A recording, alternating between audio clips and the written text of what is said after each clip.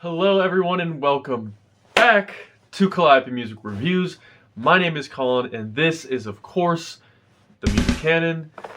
This should be an interesting video because today we're taking a look at the debut full-length album release from Chicago-based indie rock band Venturing by the name of Ghostholding. Well, okay, that's not exactly true. Venturing isn't a real band, but it is the newest side project from the incredibly versatile singer, songwriter, producer, and DJ, Jane Remover. Now, when I say versatile, I really mean it, because JR is an artist who has broken a lot of ground in multiple indie scenes throughout the last few years.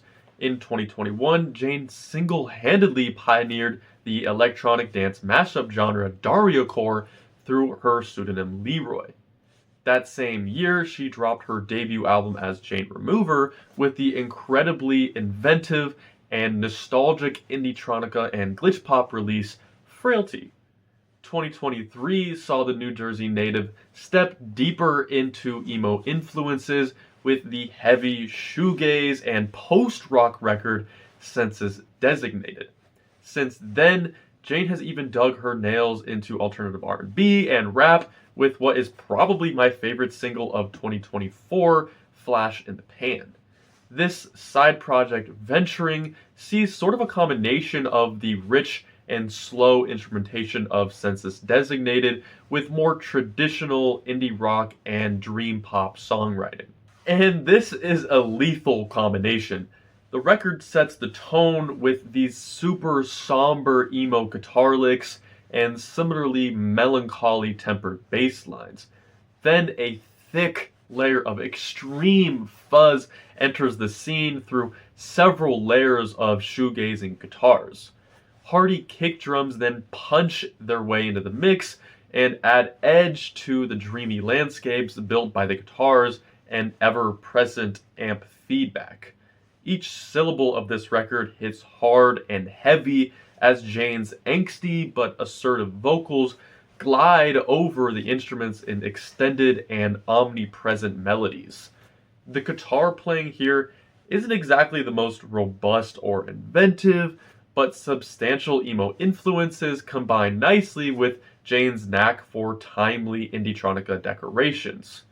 That twangy, rubbery guitar sound that feeds into the deep feedback of the buzzy guitars and stocky low end just make for an incredibly fulfilling density with so much weight to be consumed by both instrumentally and emotionally.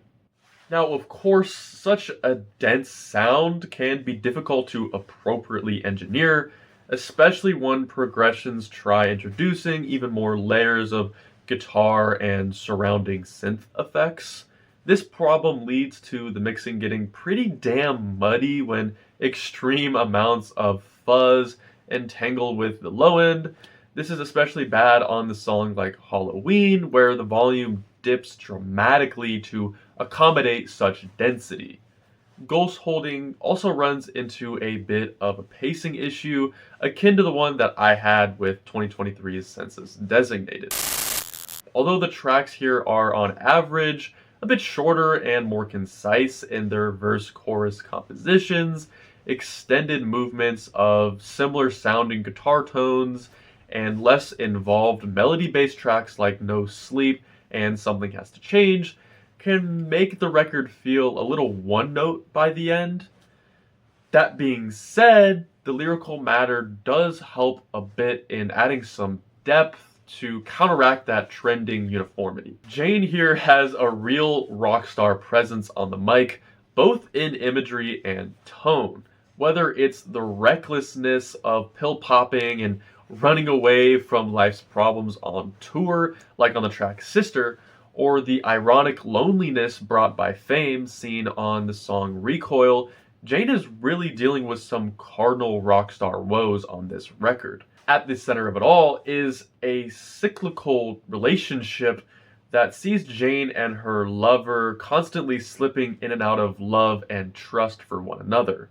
The album's title, Ghostholding, seems to refer to this hesitant love where Jane and her lover go through a cycle of connection and separation, constantly holding ghosts of one another in each other's minds. These themes and the central imagery of the album are displayed perfectly on the chorus of Something Has to Change, where Jane sings, quote, "Baby, the one thing I get to keep to myself, I'd share it with you, but you don't want to read my mind. And my dreams look nothing like me. I shed tears, everything I do is for a boy. Please, God, save me. I just want to party. Baby, do you feel the changing? Or do you feel me partly? If it's anything, then love me, even if it's softly." Chain even flips this sentiment to comment on faith, control, and overly sexual and manipulative music industry tactics, like on the 8th track, Dead Forever.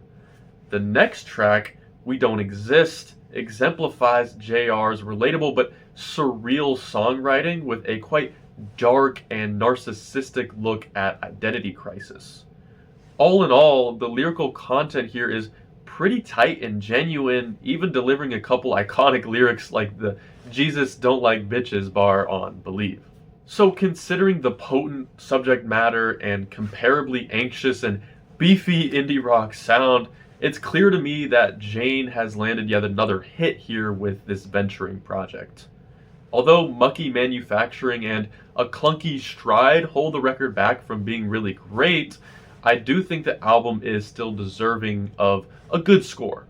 So I'm going to give Venturing's Ghostholding a 7 out of 10, with the most compelling tracks being Believe, Dead Forever, and Sister. And alright, that'll pretty much do it for this video. I really do hope that you enjoyed this quick review of Jane Remover's new project. As always, I highly encourage you to form your own opinion and let me know what you think of this record in the comments below.